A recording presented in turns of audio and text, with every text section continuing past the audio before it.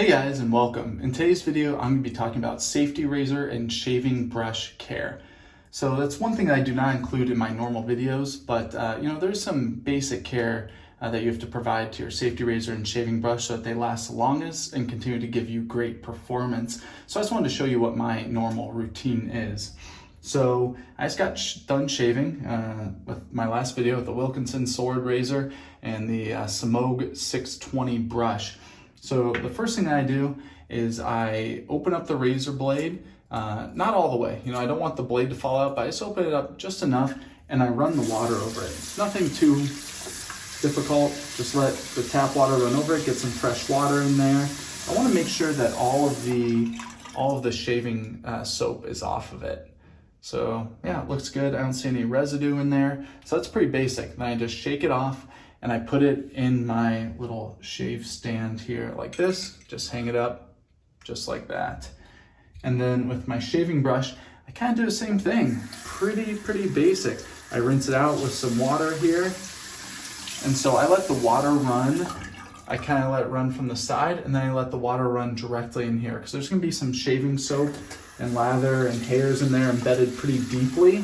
So I just let it go directly down the top of the brush so it gets in there really deeply. I have it here.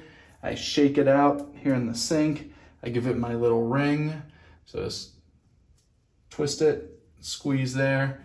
Then I kind of rub between my fingers here. So I'd spraying water and I fluff up some of the hairs. I think you guys can see here. Yep, I just have a towel hanging up. It's a dry towel. And I just rub the hairs in here like this. It helps get out some of the moisture. So really at this point, my overall goal in taking care of my shaving brushes is to get out all the shaving soap, cream, lather, hairs, whatever you got in there. Get that all cleaned out and then get it dry. So I just do this. This is not intense. I'm just gently kind of rubbing over there, light pressure, just like how you shave with a safety razor. Let's do this over a nice dry area of the towel. That's it. So I'm just looking here. That looks nice and dry. The hairs are all fluffed up. They're not clumping together. And then I put it in my shave stand. So then my razor and my shaving brush live in this stand on my countertop in between my shaves. This allows the shaving brush to dry out, hanging upside down, then allows the razor also to dry out, and it keeps them exposed. I don't like putting them directly away into a cabinet somewhere, into a medicine cabinet, cupboard, whatever, wherever you might put it. I like keeping them out where you're getting fresh circulating air so they can dry out. So for my shaving brushes, that's all I ever do. I never go above and beyond that. Some people wash out, there's specific soaps made for cleaning shaving brushes. Some people use like a clarifying shampoo, different things, some laundry detergent. There's a lot to do out there, but some of my brushes I've had for going on, I don't know, maybe 10 years now. And I've never provided more care to my shaving brushes than just what I showed you here. And they're all still alive. I haven't killed any shaving brushes. They all still perform well. So that's really all I do. For the safety razor, I'll spend a couple shaves with that razor blade, 2, 3, 4 shaves, whatever it might be, maybe even one shave. Maybe I'll want to switch out to a different blade. So really this is when I provide the most care to my safety razors. When I'm removing the blade and switching the blade, I take the blade out. I have an empty bottle that I keep all my razor blades in so they're not just going directly into the trash, and then you can recycle that bottle so it's actually being used for good. And then I take the razor with it open. This is a twist open razor. You can use a 3-piece, 2-piece razor, the same, just when it's all exposed. I take just a cotton bath towel. This is a hand towel, and I just wipe it all down everywhere on here. I make sure it's all nice and dry. You'll see that still be some soap buildup in there, so I clean off the top.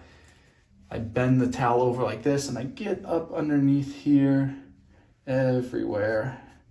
I'm just looking, yeah, looks good.